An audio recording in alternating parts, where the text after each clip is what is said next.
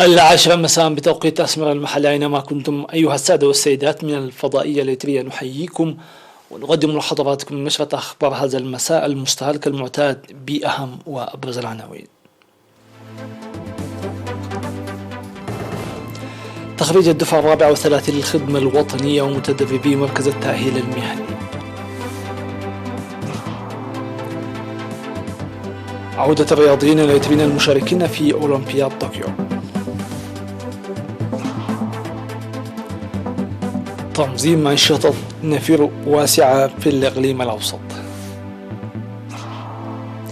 نزوح عشرات الآلاف مع اقتراب طالبان من العاصمة كابول. اختتام المناورات العسكرية المشتركة بين الصين وروسيا. شهر يوليو كان الشهر الأكثر حظا الذي يسجل على الكوكب. أهلا بكم من التفاصيل. نظم اليوم 14 من أغسطس حفل تخريج في ساوة للمنضوين ضمن الخدمة الوطنية وطلاب مركز التأهيل المهني. تفاصيل أكثر حول مراسم الحفل في التقرير التالي.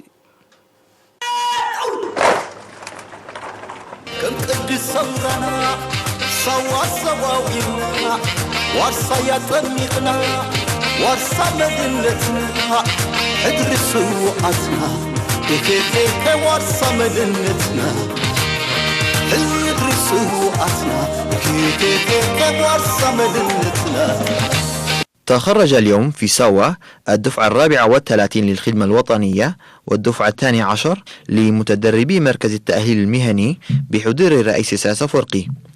وأوضح نائب مركز التدريب للخدمة الوطنية المقدم تمزغان ساميئيل في التقرير الذي قدمه لأعضاء دفعة 34 للخدمة الوطنية بينهم 47.3% من الإناث تلقوا خلال تواجدهم في ساوة لمدة سنة 8 أشهر من التعليم الأكاديمي للصف 12 و4 أشهر في التأهيل العسكري والسياسي. وقاطع 0.8% منهم التدريب لأسباب مختلفة، وإنهاء 99.2% التدريب بنجاح وكفاءة. وقال أن نتائج المتدربين تصل إلى جميع أنواع التدريب العسكري لنسبة 73.4% تقريبا، وقد أظهروا تميزا من الدفعات السابقة خاصة في إصابة الهدف، التنشن والانضباط، كما أن الإناث كانوا منافسات ومميزات في جميع برامج التدريب. وأوضح مدير مركز التدريب المهني الأستاذ تصفي تولد في التقرير الذي قدمه أن 1200 متدرب بينهم 544 امرأة في الدفعة 12 للتدريب المهني حصلوا على نقاط الشهادة في امتحانات الشهادة الوطنية للمرحلة الثانوية، وتلقوا التدريب النظري والتطبيقي في 15 مجالا لعامين، معربا عن ثقته لتطوير المتخرجين القدرات بالعمل والمساهمة لتنمية ورفع الوطن. وأكدت ممثلة المتخرجين لدفعة 12 للتدريب المهني على العمل بقوة لتطبيق عملي للقدرات المهنية المكتسبة. واختتمت مراسم التخريج بتقديم الجوائز للمتميزين فرديا ووحدات من أعضاء الدفعة 34 للخدمة الوطنية ومتدربي الدفعة 12 لمركز التدريب والمهني. وقال الرئيس ساس أفورقي في الكلمة التي ألقاها أن الدفعة 34 للخدمة الوطنية لها وضع وذكريات استثنائية، موضحا بالرغم من أن الوباء كورونا يمكن أن يقال عنه كان ضئيلا مقارنة بتعدد الوفيات على مستوى المنطقة والعالم، فإنه أحدث عراقيل وأضرار جسيمة مقلقة ببرامج التعليم التي نعمل فيها بسعي دؤوب بقدراتنا المحدودة لتنمية مواردنا البشرية. وأوضح الرئيس ساس أفورقي أن بصيص السلام والمناخ المتغير الذي ظهر خلال وباء كورونا والجهود والمثابرة التي أظهرناها لجيل كامل والحرب التي أعلنها الويانة والهجوم المعربد وإطلاق الصواريخ من جهة وأبواق الدعاية والأكاذيب التي أطلقت لإعرابنا كي لا نستخدم حقنا القانوني والأخلاقي للدفاع عن النفس كان مخزيا أكثر من الجرم.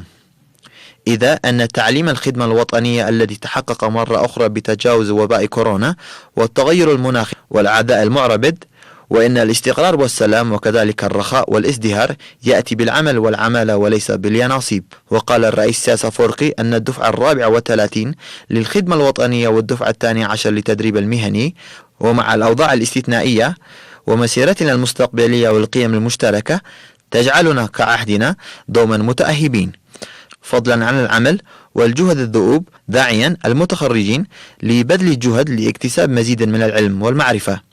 وشهد حفل تخريج الدفعة 43 للخدمة الوطنية والدفعة 12 للتدريب المهني عروضا ومارشات عسكرية وحربية وبرامج فنية من المتدربين. عاد اليوم 14 من أغسطس الرياضيون الإيطاليون المشاركون في أولمبياد طوكيو المنظمة من 23 من يوليو وحتى 8 من أغسطس. وقال مفوض الثقافة والرياضة السفير زمد تخلي في مراسم الاستقبال أن النتائج المشجعة التي حققها الرياضيون الإيطاليون في أولمبياد طوكيو أظهرت القدرات المستقبلية، داعيا الرياضيين والمدربين لبذل جهد أكبر. وشاركت البلاد في أولمبياد طوكيو ب14 رياضيا هم أرون كفليو ويامان هايلة سلاسة ويوهانس جبرجرجيش وعقباي تسقاي وراهيل دانييل وعقباي كبروم ونازريت ولدو وغيتوم كفليو وكوخوب تسفا جابر ودولشي تسفاي في منافسات ألعاب القوى. كما شاركت بمرخو قدس وأمانيل جبرز جايبير وموسانا دبساي في ألعاب الدراجات الهوائية وإفيم جرماي في منافسات السباحة.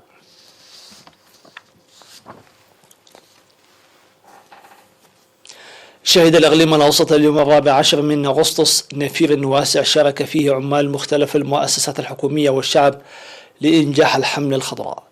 وقام أكثر من 900 من أعضاء وزارة الصحة وجمعيات النضال وأعضاء شركتي موسى علي وساوى للإنشاءات قاموا بنفير في منطقة بيت قرقش لبناء المدرجات وإعداد الحفر للتشجير. وأوضح المشاركون في النفير عن استعدادهم لتنفيذ البرنامج الموضوع بفعالية إدراكا لأهمية حماية التربة والمياه لتنمية التنوع الإحيائي. وتم قرص حوالي 80,000 شتلة أشجار في الإقليم الأوسط منذ بدء البرنامج نهاية شهر يونيو، وبناء المدرجات والحواجز المائية بمشاركة عمال الوزارات والمؤسسات والشركات والإدارات والجبهة.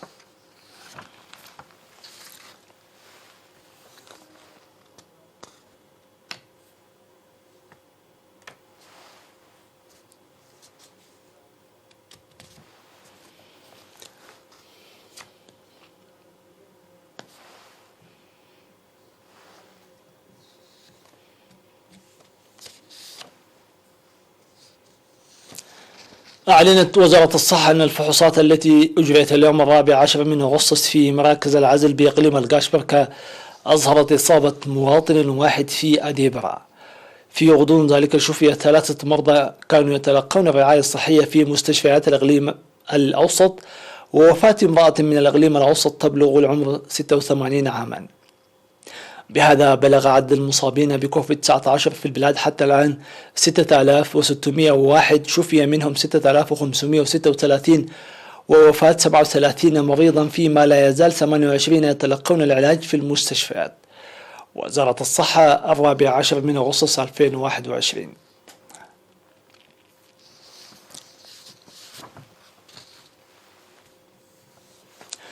قام سكان مديرية أغردات حسب ضواحيهم بإزالة أماكن تواليد الباعوض للحد من أمراض موسم الأمطار. وأفاد مراسل وكالة الأنباء الإيطالية أن السكان يعملون يومين في الأسبوع لدفن البرك وأماكن توالد الباعوض وإزالة النفايات وصيانة الطرق التي جرفتها السيول. وأوضح المشاركون في النفير أن الأعمال السابقة التي قاموا بها حققت نتائج مرضية، ويعملون جماعيا للوقاية من حوادث السيول وتأثيراتها. وتجري أيضا أنشطة رش المبيدات الحشرية وتوزيع الناموسيات لمكافحة الملاريا.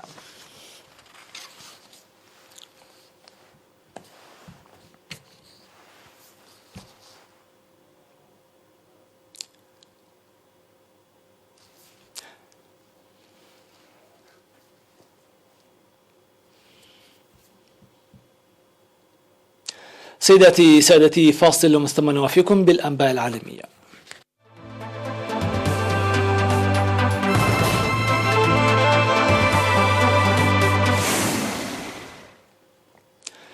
بينما يتقدم مسلحو حركة طالبان الذين باتوا على مغربة من السيطرة على العاصمة كابول، يجد عشرات الآلاف في أفغانستان أنفسهم مجبرين على ترك منازلهم والنزوح نحو المجهول. ومع تفاقم الأزمة الأمنية بعودة المعارك بين القوات الأفغانية ومسلحي طالبان، دعت الأمم المتحدة جيران أفغانستان إلى إبقاء الحدود مفتوحة للاجئين الفارين من البلاد الذين يزيدون حدة كارثة نزوح يعانيها البلد بالفعل. وحققت طالبان تقدما كبيرا مع استئناف هجماتها بمجرد أن أعلنت الولايات المتحدة انسحابها الكامل من البلاد. ومنذ عودة عمليات طالبان تسيطر حالة من القلق والخوف على الأفغان، فقد نزح منذ بداية العام الجاري نحو 330 ألف مواطن. وسيطرت الحركة على مدينة بولي علم عاصمة ولاية لوغر الواقعة على بعد 50 كيلومتر فقط جنوب كابول، وباتت تسيطر على حوالي نصف عواصم الولايات الأفغانية.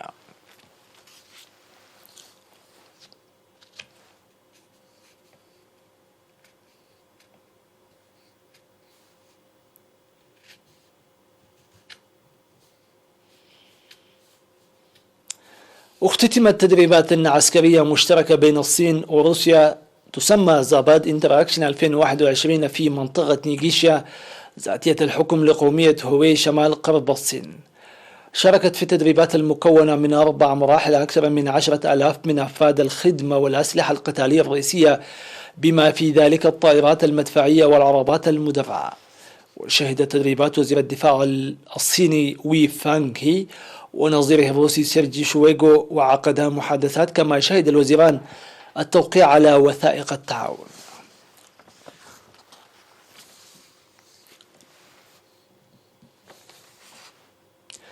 أفادت الوكالة الوطنية الأمريكية للمحيطات والغلاف الجوي أن شهر يوليو 2021 كان الشهر الأكثر حرا الذي يسجل على كوكب الأرض. وارتفعت الحرارة العامة لسطح الكوكب بواقع 0.01 درجة مئوية بالنسبة إلى شهر يوليو السابق الأشد حرا والذي سجل العام 2016، علما بأن الأخير تساوى بنظيريه في العامين 2019 و2020.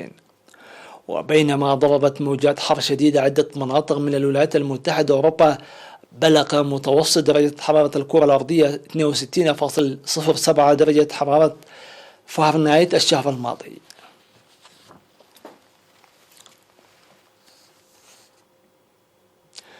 قال علماء أن شبل أسد الكهوف الذي تم العثور عليه محفوظا جيدا بشكل يثير الدهشة في الأراضي الجليدية في سيبيريا عاش قبل 28 ألف عام، وربما ما زال بداخله آثار من حليب أمه.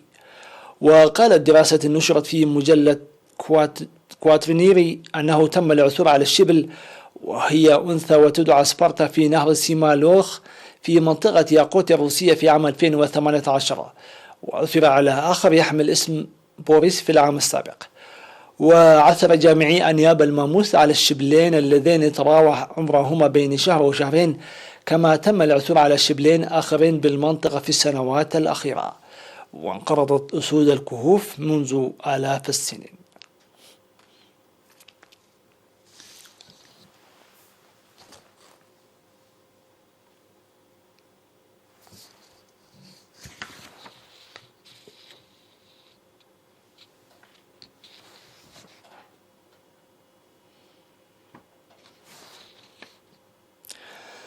سيداتي سادتي، قبل أن نودعكم إليكم أبرز ما جاء في هذه النشرة.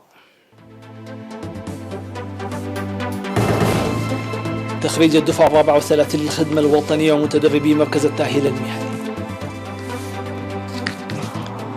عودة الرياضيين الإثيوبيين المشاركين في أولمبياد طوكيو. تفكير واسع في الإقليم الأوسط لإنجاح التنمية الخضراء. نزوح عشرات الآلاف مع اقتراب طالبان من العاصمة كابول. اختتام المناورات العسكرية المشتركة بين الصين وروسيا.